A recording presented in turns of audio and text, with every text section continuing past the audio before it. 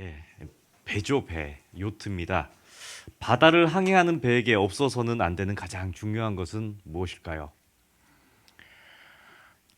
바람을 잘 탈 수 있는 도시일까요? 거친 파도를 견뎌줄 튼튼한 선체일까요? 강력한 엔진일까요?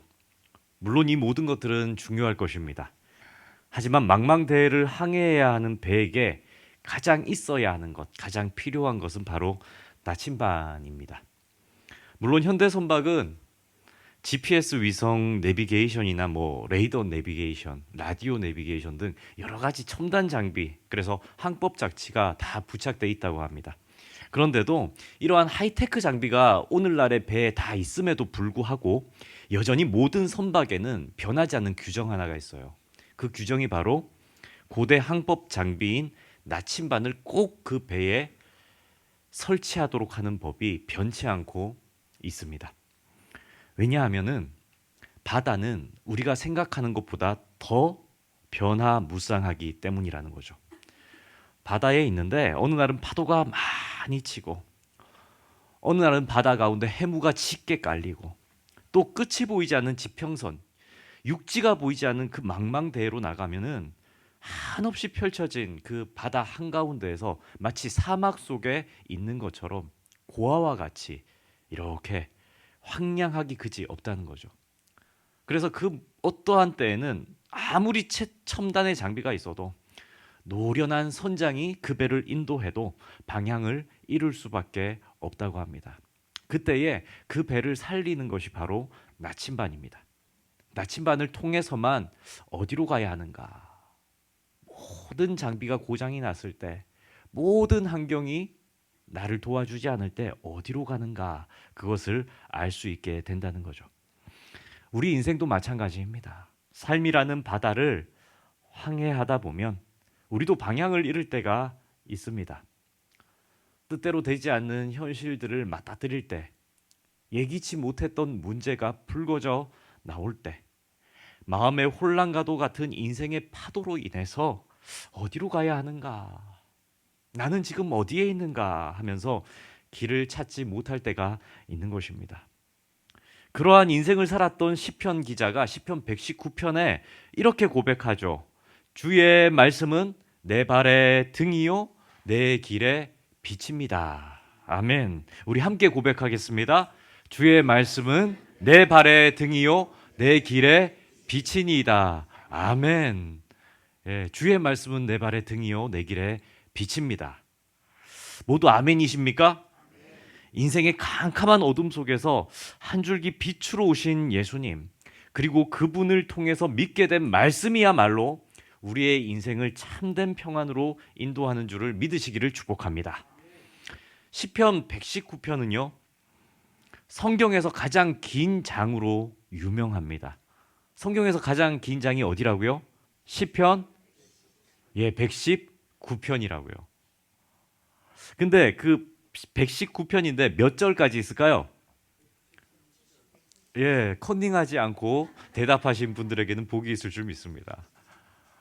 시편 119편이 가장 긴데요. 몇 절까지 있다고요? 176절까지라고요. 근데 그 이유가 있습니다. 영어 A, B, C, D처럼 그 히브리어도 알파벳이 있는데요. 22자입니다. 알렙, 베트, 기멜, 달렛, 해, 바브, 자인 하면서 타우까지 할 때 그 알파벳이 A, B, C, D처럼 몇 자라고요? 22자라고요. 이 22자에다가 그 글자 한 글자씩을 따가지고 몇 절을 붙이냐면 8절씩 시를 만듭니다. 그러니까 22 곱하기 몇? 8이요. 그러면 몇입니까? 예, 정확하게 176절이 되는 거죠.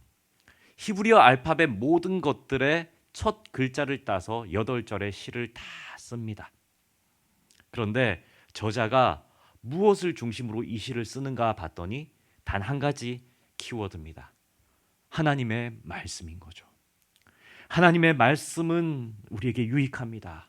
하나님의 말씀은 우리의 영혼을 살립니다. 하나님의 말씀은 우리를 인도하는 빛이십니다. 라는 주제로 하나님의 말씀을 잘 들으십시오.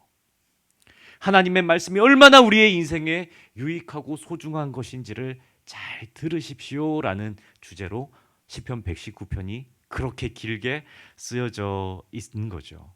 시편 기자는 이것을 강조하고 싶었던 거예요. 그래서 히브리어의 모든 글자를 다 끌어다가 우리가 할 수 있는 모든 언어로다가 가장 중요한 것 뭐다? 하나님의 말씀입니다. 하나님의 말씀이 이렇게 중요합니다 하는 것을 강조하기 위해서 시편 119편을 기록했던 겁니다. 몇 해 전인데요. 벌써 이렇게 제가 설교를 준비하면서 이렇게 횟수를 세봤어요. 그랬더니 한 9년 됐더라고요. 9년 전쯤에 성경 공부를 함께 했던 노 권사님 한 분이 계십니다. 성이 노 씨가 아니라 노 권사님입니다. 연세가 제법 있으셨어요. 노 권사님 은퇴하신 권사님이신데 성경 공부를 신청하신 거죠. 그 소위 제자훈련이라고 하는 성경 공부를 함께 했는데요. 정석대로 하면 3학기제고요. 1년 정도를 해야 됩니다. 1년 정도. 거의 쉬는 날이 없어요. 365일 중에 한 3주 정도 쉴까요? 그렇게 한 진행되는 성경 공부에 신청을 하셨습니다. 성경 공부를 하는데 매주 주어진 교재 공부도 해와야 되지만 실상은 제자 훈련을 하면요. 그 시간 한 2시간 정도 나누거든요. 매주 한 2시간 정도 나누는데 그것보다 그 2시간을 위해서 주중에 혼자 해와야 되는 것들이 너무 많습니다. 한 달에 한 번꼴로 신앙서적도 한 권씩 읽어야 되니까 1년이면 몇 권 읽어야 됩니까? 12권 읽어야 되고요. 매일 큐티 그러니까 성경 묵상을 해서 그 묵상한 내용을 기록해서 와야 됩니다. 그리고 그냥 오는 게 아니에요. 성경 구절 2구절을 그것도 짧은 구절이 아니고 긴 구절 2구절을 어떻게 해요? 암송해서 와요. 읽어온 거면 다 하죠. 암송해서 와야 돼요. 암송해서 와야 돼요. 그리고 기도도 작정하거든요. 기도도 막 작정을 해오는데 처음에 호기롭게 막 1시간씩 쓰신 분들은 1년 내내 매일 1시간씩 기도를 또 해서 와야 되는 거예요. 왜요? 체크표에다가 나 1시간 했어요, 못했어요 이렇게 써서 와야 되거든요. 근데 사실 그 권사님이 신청을 할 때 자원하는 마음으로 신청했던 건 아니고요. 첫날 제자반 들어와서 저한테 그러더라고요. 마치고 나서 저한테 목사님한테 속아서 신청한 것 같아요 이렇게 얘기하더라고요. 사실 제가 좀 유혹을 했습니다. 권사님 제자 훈련이 힘들다는 소식은 들으셨을 텐데요. 성경 공부가 어렵다는 얘기는 들으셨을 텐데 제가 좀 야매로 해드릴게요 이렇게 유혹했던 거예요. 숙제는요 해오실 수 있을 만큼만 해오시면 제가 반쪽 눈을 감아드릴게요 이렇게 얘기하고 다 통과시켜 드릴게요. 그러니까 함께만 1년 동안 한번 해봅시다 이렇게 해서 시작을 했던 거죠. 막상 그 권사님 오셨는데 제자 훈련 멤버가 5명이 정해졌어요. 근데 그 반에 왔더니 그 5명의 멤버 중에 나이가 누가 제일 많았을까요? 예, 이 성이 노 씨가 아닙니다. 예, 이 노 권사님이 제일 많으셨던 거예요. 권사님도 사실은 가볍게 왔대요. 아니 못하면 못하는 대로 뭐 벌써 기억력도 희미하니까 못하면 못하는 대로 해와야지 했는데 와서 해봤더니 자신이 안 해오거나 자신이 못 해오거나 자신이 부족하게 해오면 다른 사람들한테 좀 폐가 될 것 같더랍니다. 다른 사람들이 나를 이해해 주겠지라는 마음으로 이렇게 훈련을 받으러 왔는데 막상 와서 봤더니 내가 잘해야 모범이 돼야 저 사람들도 잘 따라오겠지 하는 마음이 들더라는 거예요. 그래서 그렇게 1년을 정말 힘들게 저는 강요하지 않았습니다. 저는 정말 한쪽 눈을 감아 드리려고 했어요. 저는 정말 쉽게 통과시켜 드리려고 했거든요. 근데 그분이 정말 정석대로 제자 훈련을 가장 우수하게 마치셨습니다. 그래서 가장 우수하게 마쳤으니까 수료 소감을 대표로 이렇게 부탁을 드렸죠. 그런데 그 권사님 수료 소감을 발표하시는데 이런 말씀을 하세요. 이제껏 살아온 인생의 3분의 1을 제가 신앙생활했습니다. 교회 다녔습니다. 3분의 1을 예수 믿고 잘 살았다고 생각했습니다. 그런데 성경 말씀을 훈련받고 보니 이제서야 신앙생활이 무엇인지, 이제서야 하나님이 나에게 원하는 삶이 무엇인지를 깨닫게 되었습니다. 나름대로 성실하게 신앙생활을 했다고 생각해 왔던 시간들이었는데 하나님의 말씀과는 동떨어진 열심을 내면서 내가 신앙생활을 해왔었구나 하는 회개의 고백을 수료 소감 때 발표하셨습니다. 그러면서 이런 말씀을 한마디 덧붙이셨습니다. 하나님을 믿는다고 믿으며 살았었는데 왜 내 인생이 그렇게 고통이 많았었는지, 종교생활 열심히 한다고 했었는데 왜 그렇게 눈물이 많았었는지, 왜 그렇게 젊을 때 두려워 일이 많았었는지 하나님 말씀을 읽다 보니까 알게 되었다고 하시면서 그 수료 소감을 듣는 모든 성도들 앞에서 저는 이제 좀 많이 늙었지만 우리 성도님들은 젊을 때 하나님 말씀 꼭 붙잡고 하나님 말씀 꼭 붙잡고 살아가시길 소망합니다. 이렇게 수료 소감을 마쳤습니다. 성도님들, 이처럼 기독교 신앙에는 말씀이 핵심입니다. 하나님 말씀이 핵심이에요. 그래서 오늘 시편 119편도 가장 긴 절을 할애해서 하나님의 말씀을 강조하고 있는 것이고, 특별히 오늘 본문 말씀을 통해서 시편 기자가 강조하는 중요성 세 가지, 말씀의 중요성 세 가지를 우리 성도님들과 함께 나누고자 합니다.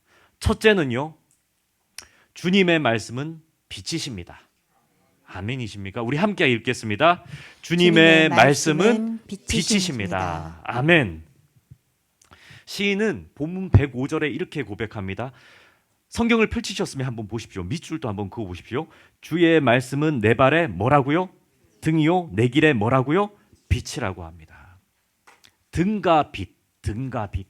내 발의 등, 내 길의 빛 이렇게 얘기합니다. 근데 등과 빛은 다릅니다. 등은요, 내 발밑만을 비추는 가까운 불빛을 얘기하는 것이고, 이 구절 속에서 빛은요, 먼 길을 비춰주는, 나의 장래의 모든 길들을 비춰주는 그 빛을 의미합니다.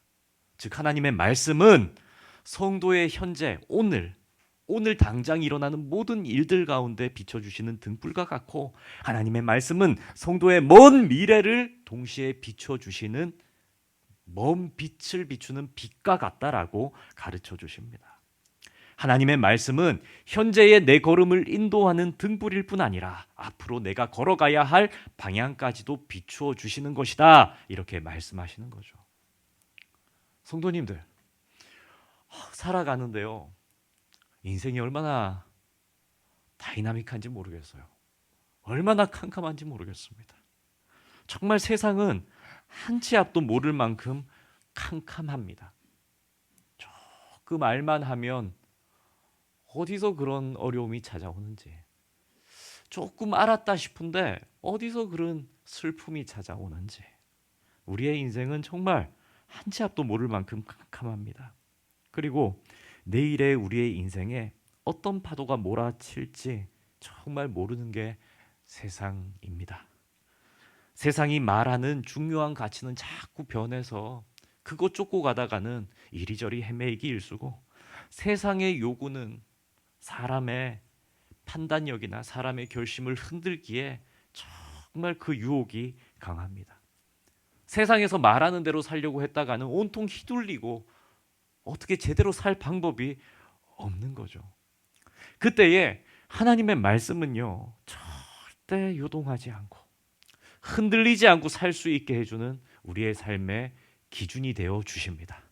말씀은 마치 어둠 속의 등불처럼 혼란한 시대를 비추고 어두운 내 인생을 밝히 비춰주는 영적인 나침판이 되어줄 줄 믿습니다. 또한 예수님께서 우리를 버려두지 않으셨다. 그 옛날에 예수님께서 우리를 만나서 병든 자를 일으키시고 아픈 자를 고치시고 영적 소경을 눈을 뜨게 하신 것처럼 예수님이 우리를 버려주지 않으셨다는 증거가 어디에 있는가 하면 바로 이 말씀, 하나님의 말씀, 그 예수님, 말씀이 육신이 되어 오신 예수님이 우리를 버리지 않았다는 증거가 바로 이 말씀 속에 다 담겨 있는 거죠. 우리 모두가 예수님 믿고 신앙생활 시작하지 않았습니까? 근데 예수님 어디 계십니까? 예수님 나에게 십자가 사랑을 알려주셨습니다. 그래서 신앙생활하게 됐는데 예수님 어디 계십니까? 이렇게 물을 때에 예수님이 이걸 보여주시는 거예요. 말씀, 하나님 말씀. 그래서 말씀을 이렇게 읽으면요, 예수님이 우리에게 묻는 것 같으세요. 너 지금 잘 걷고 있니? 말씀을 이렇게 읽다 보면요, 너 지금 예수 그리스도의 그 십자가 길을 같이 걷고 있니? 내가 지었던 십자가 너도 지고 나를 따르고 있니? 이렇게 묻는 것 같으세요. 그러면서 우리가 걷는 길이 정말 평안의 길인지 아니면 죽음의 길로 걷고 있는지도 분별하게 해주시죠. 삶의 방향이 흔들리고 감정이 요동치고 세상에서 우리를 위협하는 소리가 커지고 우리를 두렵게 만들 때마다 우리는 어떻게 해야 될까요? 하나님의 말씀 앞에 멈춰 서야 합니다. 우리 기도하지 않습니까? 예수님 살려주세요. 하나님 살려주세요. 내 문제가 너무 큽니다. 이렇게 기도하지 않습니까? 그 기도 이후에 뭘 해야 합니까? 우리는 하나님의 대답을 들어야 되지 않겠습니까? 하나님의 응답을 들어야 되지 않겠습니까? 그러기 위해서 어디에 서라고요? 어디에 멈추라고요? 하나님의 말씀 앞에 멈춰야 합니다. 중요한 결정의 고비고비마다 우리는 말씀 앞에 서야 합니다. 그때에 우리가 비로소 그 말씀 앞에 멈출 때에 하나님의 말씀이 우리를 바르게 인도하시는 줄 믿으시기를 축복합니다. 둘째로 주님의 말씀이 우리를 살립니다. 아멘, 아멘. 우리 함께 하겠습니다. 주님의 말씀이 우리를 살립니다. 아멘. 시인은요 107절에 이렇게 말씀합니다. 여호와여 주의 말씀대로 나를 살아나게 하소서. 우리 107절 말씀 함께 읽겠습니다. 나의 고난이 매우 심하오니 여호와여 주의 말씀대로 나를 살아나게 하소서. 아멘, 아멘. 성도님들, 우리 인생에는 누구에게나 고난의 시기들이 있습니다. 다 고난이 있어요. 고난이 길고 짧음의 차이가 있을 뿐 우리에게는 모두 고난의 길들이 다 있습니다. 짧으면 짧은 대로 또 주기가 빨라요. 삶이 힘듭니다. 어떤 고난이 찾아옵니까? 그 고난은요, 우리의 몸의 병이 될 수도 있고 마음의 상처일 수도 있고 가까운 누군가의 죽음이 될 수도 있고 반대로 사람에게 받은 배신감이나 그 상처들이 될 수도 있죠. 때로는 오랫동안 노력했던 일들이 와르르 무너지는 실패를 경험하는 좌절, 슬픔을 우리는 고난을 겪을 수가 있습니다. 시편 기자는 지금 자신이 매우 고통이 심한 고난 가운데 있다라고 고백하고 있는 거죠. 그의 영혼이 말라가고 기도할 힘이 없을 정도로 나는 고난이 매우 심하다 이렇게 고백하는 겁니다. 그때 이 시편 기자가 붙드는 것이 있습니다. 뭘 붙들었습니까? 바로 하나님의 약속의 말씀이었습니다. 주의 말씀대로 나를 어떻게 하라고요? 살아나게 하소서. 아멘. 고난 가운데 시편 기자는 붙잡습니다. 고통스러운 환경 가운데에서 눈을 돌려서 뭘 바라봅니까? 하나님의 말씀을 바라봅니다. 그리고 하나님의 약속의 말씀이 자신을 어떻게 할 수 있다? 다시 살릴 수 있다고 믿고 고백하는 거죠. 하나님 말씀을 보니까 나를 살려주신다고 하던데요. 하나님 말씀을 보니까 이 죄도 용서해 주신다고 하던데요. 하나님 말씀을 보니까 나를 향한 계획이 태초부터 있다고 가르쳐 주시던데요. 하나님 약속을 붙듭니다 하면서 어렵고 힘든 고난의 환경을 바라보는 눈에서 어디로 시선을 돌린다고요? 하나님 말씀으로 시선을 돌린다는 말씀입니다. 성도님들은 성경의 어떤 말씀을 가장 좋아하십니까? 지금 당장 제가 물으면 떠올리면서 암송할 수 있는 구절이 있으십니까? 우리 성도님들은 성경의 어떠한 이야기가 가장 위로가 되십니까?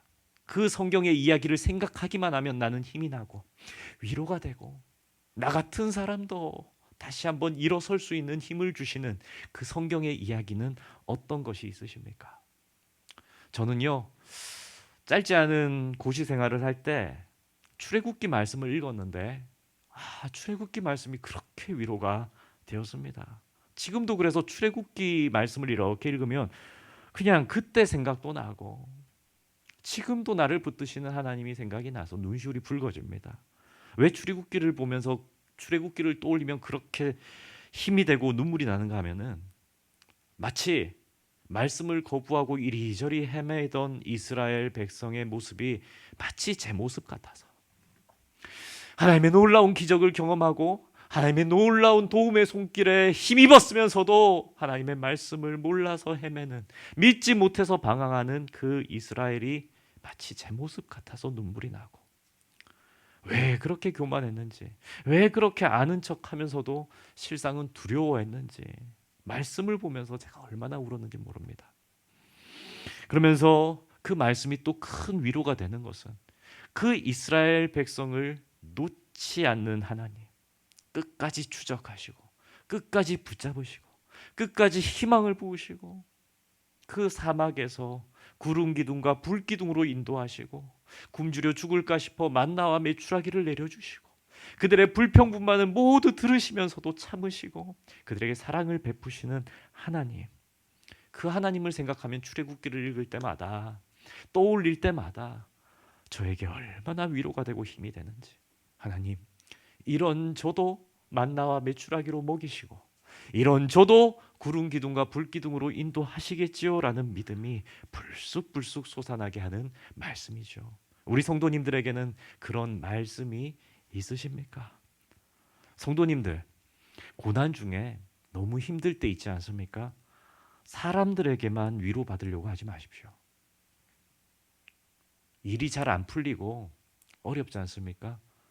세상 사람들에게 나아가서 자꾸 도움 구하려고만 하지 마십시오. 사람의 말은요, 사람의 도움은요, 유익할 것 같지만 오래 가지 못합니다.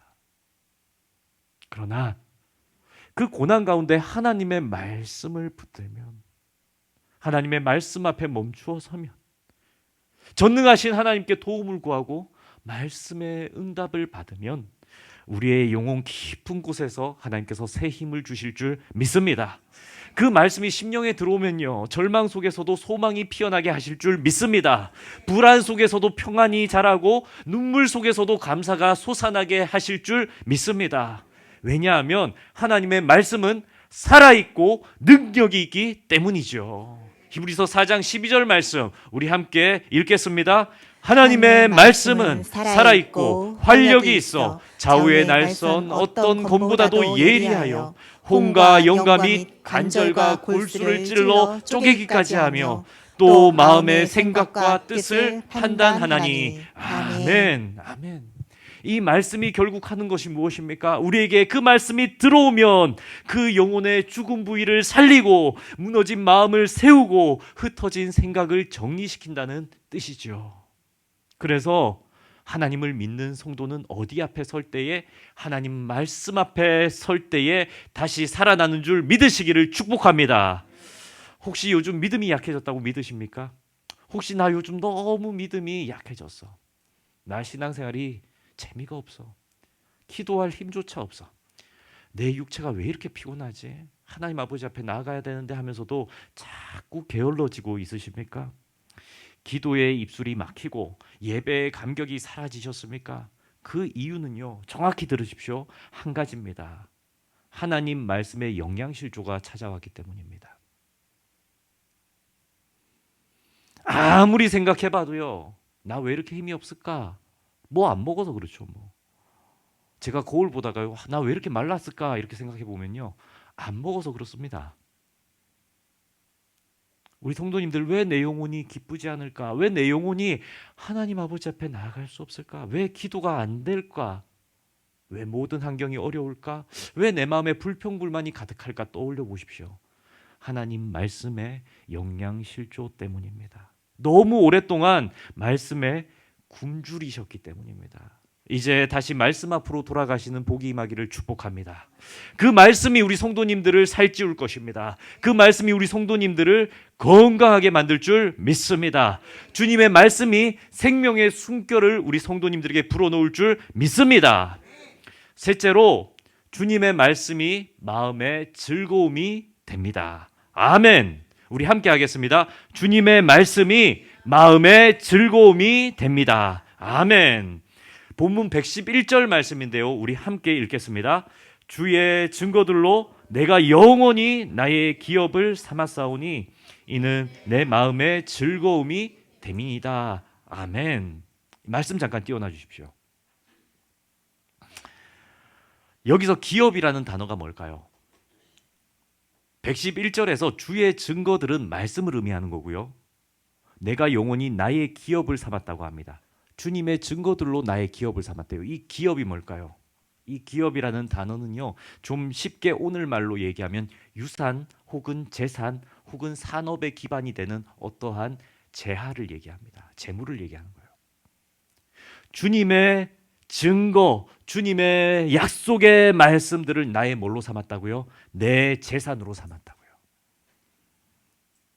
하나님의 말씀을 내 인생의 뭘로 삼았다고요? 재산으로 삼았다고요. 내 인생의 유산으로 삼았다고요. 우리는 태어나면서 이런 생각합니다. 왜 나는 물려받은 유산이 이렇게 적을까? 내 삶의 기반은 왜 이렇게 약할까?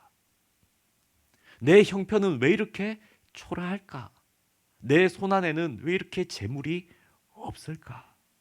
그런데 성경은 말씀합니다. 이 시편 기자는 고난 가운데 얘기해요. 주의 증거들로 뭘 삼았다고요? 내 재산으로 삼았습니다. 주님의 말씀을 나의 재산으로 삼았습니다. 하나님의 말씀을 나의 재산으로 삼는 것이 가장 기쁨입니다라고 고백하는 거죠. 우리 성도님들, 들은 말씀, 깨달은 지식, 그리고 하나님의 말씀을 내 재산이다라고 여겨보신 적 있으십니까? 자녀들이 엄마, 아빠, 돈 좀 주세요 라고 할 때 돈이 없는 곳에는 화를 내면서 엄마, 아빠, 말씀을 좀 가르쳐 주세요 라는 것에는 부끄러움을 느끼지 않는 그러한 삶이 혹 우리에게 있지는 않으십니까? 성도님들, 이 시편 기자의 이 고백을 가치 있게 여기시기를 축복합니다. 주의 증거를 나의 재산으로 삼았습니다. 우리도 하나님의 말씀을 가치 있는 재산으로 여길 수 있게 되기를 소망합니다. 세상은 자꾸 우리에게 얘기합니다. 네가 행복하려면, 네 마음이 평안하려면 늘 돈을 더 벌어야 되고 늘 지평수를 더 넓혀야 되고 자녀들의 미래가 안정되려면 자녀들 앞으로 부동산 하나씩은 해줘야 마음이 평안할 거라고 세상은 자꾸 유혹하고 얘기를 합니다. 그러기 위해서 세상 사람들은 자꾸 어떻게 됩니까? 가진 것에 만족하지 못하고 더 가지려고 하죠. 소유한 것에 만족하지 못하고 더 소유해서 마음의 평안과 안정을 누리려고 하고 내가 있는 자리에서 좀 더 높은 지위와 자리로 올라가야 내가 받는 칭찬보다 더 많은 칭찬과 한대를 받아야 내가 행복하다 느끼죠. 세상은 자꾸 우리에게 그렇게 유혹합니다. 하지만 진정 인생을 다 살아본 믿음의 사람들, 하나님의 사람들은 이렇게 고백합니다. 세상의 모든 것들은 썩어 없어지지만 사라지지만 하나님의 말씀은 우리의 삶 가운데 남았습니다 하는 고백이죠. 정말 믿음 좋은 분들의 인생의 말로 그 코끝에서 호흡이 멈출 때 그분들의 고백이 다 뭡니까? 믿음이 좋은 삶을 살다가 하나님을 만나러 가는 담대한 믿음의 용사들의 마지막 고백은 뭡니까? 내가 그때 그 땅을 살 걸, 내가 그때 그 집을 샀었어야 되는데, 내가 자녀에게 재산을 좀 더 남겨줬어야 되는데 하는 그런 말이 결코 아닙니다. 내가 그때 욕심 조금 덜 내고 하나님 말씀대로 행한 것이 얼마나 감사했는지, 그때 내가 자녀에게 믿음을 유산으로 남겨준 게 얼마나 감사한 일인지, 그때 내가 하나님의 말씀을 그에게 가르쳐 줬던 일들이 얼마나 가치 있는 일이었는지라고 고백하는 거죠. 왜냐하면 믿음으로 인생을 살아본 사람들은 믿음으로 살았을 때에, 말씀대로 살았을 때에 하나님께서 이 땅에서 주시는 모든 능력과 가치를 경험해 보았기 때문입니다. 하나님의 말씀을 알고 그 말씀으로 살아봤더니 인생의 모든 풍랑을 잠잠케 하시는 하나님의 능력을 맛보아 체험했기 때문이죠. 그래서 세상의 어떤 것보다도, 세상의 어떠한 재물보다도, 세상의 어떠한 재산보다도 내가 유산으로 남길 것은 뭐다? 하나님의 말씀. 하나님의 말씀대로 살았던 믿음, 이 믿음을 자손들에게 남기려고 하는 것입니다. 그래서 시편 기자는 주의 증거들이라고 표현하고 하나님의 말씀을 주의 증거들이라고 표현하고 그 증거들을 뭐라고 얘기한다고요? 내 재산, 내 기업이라고 얘기한다고요. 그리고 그 기업 때문에 어떻다고 얘기합니까? 나의 즐거움이 되었다라고 얘기하는 거죠. 하나님의 말씀은요, 우리의 삶을 팍팍하게 만들고 엄격하게 우리를 누르는 그런 율법이 아닙니다. 하나님의 말씀은 우리의 삶의 기쁨이 되는 말씀이요, 행복의 원천인 줄 믿으시기를 축복합니다. 저는 목회를 하면서 이런 분들을 지금도 종종 만납니다. 지금도 우리 성경 통독하고 있지 않습니까? 우리 성도님들 한 번씩 문자도 오고 전화도 하고 신방을 할 때마다 이런 말씀을 하세요. 목사님, 하루에 짧게라도 말씀을 함께 읽는 게 얼마나 기쁜지요. 하루에 짧게라도 말씀 한 절 묵상하는 게 얼마나 힘이 되는지요. 고백하는 분들을 자주 만납니다. 그러면서 이런 얘기도 하세요. 목사님, 오늘 성경을 읽었는데 그 말씀이 오늘 제 상황하고 얼마나 딱 맞아 떨어지던지. 하나님의 말씀을 읽었는데 그 말씀이 마치 저한테 하시는 얘기랑 똑같아서 얼마나 힘이 났는지 모릅니다라고 고백하십니다. 그런 분들 이렇게 만나고 듣고 볼 때마다 공통점이 있습니다. 얼굴이 평안해요. 밝아요. 환경은 힘들지라도 얼굴이 밝고 빛이 나고 얼마나 기뻐 보이시는지. 왜 그럴까요? 하나님의 말씀을 읽으면서 누구와 가까워졌기 때문일까요? 하나님하고 가까워졌기 때문입니다. 하나님의 말씀을 읽으면서 누구와 가까워진다고요? 하나님하고 가까워진다고요. 우리 그런 생각하지 않습니까? 내 친구 중에 좀 부자가 있었으면, 내 친구 중에 좀 권력자가 있었으면, 내 친구 중에 누가 좀 있었으면, 내 가까운 사람 중에 누가 있었으면. 그런데 하나님의 말씀을 읽으면서 누구와 가까워집니까? 하나님, 전능하신 하나님하고 가까워지는 거죠.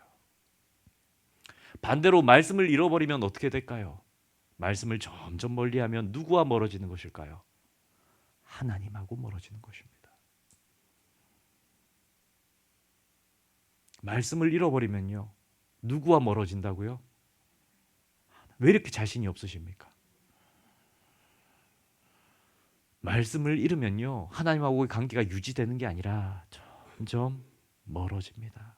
그래서 성도님들, 시편 기자는요, 말씀을 증거라고 했고 그 증거가 내 재산이라고 했고 이 재산이 많아서 내가 즐겁다라고 얘기하고 그 즐거움의 이유가 뭐 때문이다?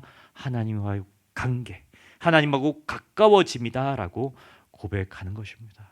하나님을 사랑하기 때문에 말씀을 사랑할 수도 있으나 그 말씀을 묵상하다 보니 하나님과의 관계가 깊어질 수 있음을 말씀하고 있는 거죠. 그래서 마지막 절인데요, 112절의 시인은 이렇게 고백하고 그 시편을 마무리합니다. 내가 주의 율례들을 영원히 행하려 내 마음을 기울였나이다. 아멘. 우리 성도님들 지금 또 꼿꼿이 이렇게 앉아 계시거든요. 근데 옆에 사랑하는 사람이 있으면 몸이 어떻게 될까요? 그 사랑하는 사람을 이렇게 기울어져요. 아세요? 저보고 설교할 때 어떻게 몸이 어디로 기울어집니까? 여기로 합니까? 여기로 합니까? 이렇게 되잖아요. 왜요? 사랑하는 사람들이 여기 있거든요. 박기용 장님 계신데, 예, 뭐든 사랑하는 사람들이 앞에 있거든요. 여기 있거든요.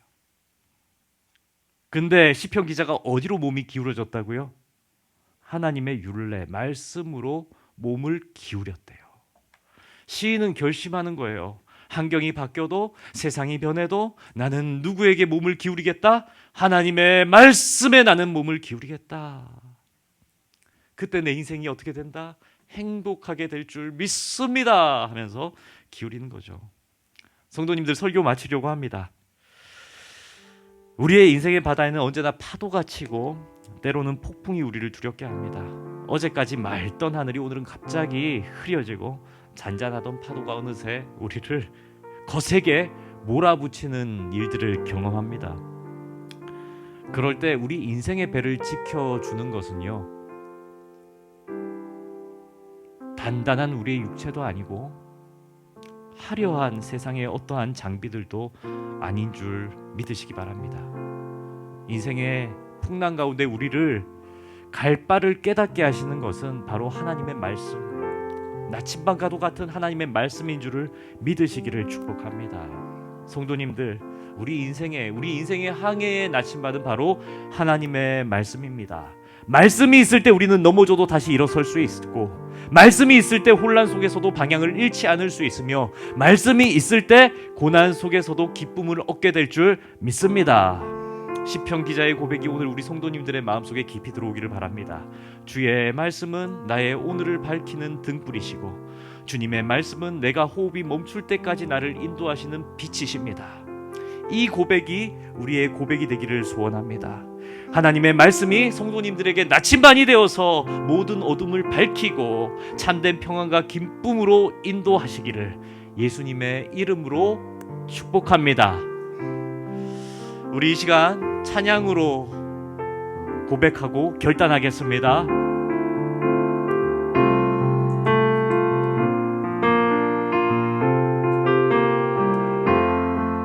내 삶에 들어온 주님의 말씀이 빛이잖아요. 내게 빛이 되시니 내 삶의 어두운 절망 가운데 소망 보게 하시네. 내 삶에 들어온 주님의 말씀이, 아멘. 그 말씀이 인도할 줄 믿습니다. 나를 인도하시니 말씀이 우리 문제 해결될 줄 믿습니다. 삶의 막막한 문제 가운데 주 뜻 보게 하시네. 말씀이 내게 역사하기를, 말씀이 내게 살아있기를, 하나님 말씀을 듣겠나이다. 주님의 음성을 듣겠나이다. 말씀이 내게 역사하기를, 말씀이 내게 살아있기를, 하나님 말씀을 듣겠나이다. 주님의 음성을 듣겠나이다. 주님의 말씀을 듣겠나이다. 주님의 뜻대로 살겠나이다. 아멘. 사랑과 진리의 하나님 아버지, 오늘 우리에게 주의 말씀은 내 발의 등이요 내 길의 빛이니이다, 이 고백을 다시금 새기게 하심을 감사드리나이다. 빛이신 예수님, 캄캄한 어둠 속에서도 말씀의 등불로 우리의 발걸음을 인도하소서. 오늘 이 말씀을 붙잡는 모든 성도들의 삶에 하나님의 빛을 비추어 혼란이 질서로, 두려움이 평안으로, 눈물이 찬송으로 바뀌게 하옵소서. 지친 영혼에게 말씀의 힘을 더하여 주시고, 고난 속에 있는 자에게는 주의 말씀대로 나를 살아나게 하소서 하는 그 간절한 기도가 응답되게 하옵소서. 이제 우리의 마음이 말씀을 기업으로 삼는, 말씀을 재산으로 삼는 인생이 되게 하시고, 세상의 어떠한 재물보다 말씀의 기쁨을 더 사랑하게 하옵소서. 하루하루 말씀을 붙들며 살아갈 때 그 말씀 속에서 주님과 동행하는 복을 누리게 하옵소서. 이 모든 간구 우리 주 예수 그리스도의 이름으로 기도드립니다. 아멘.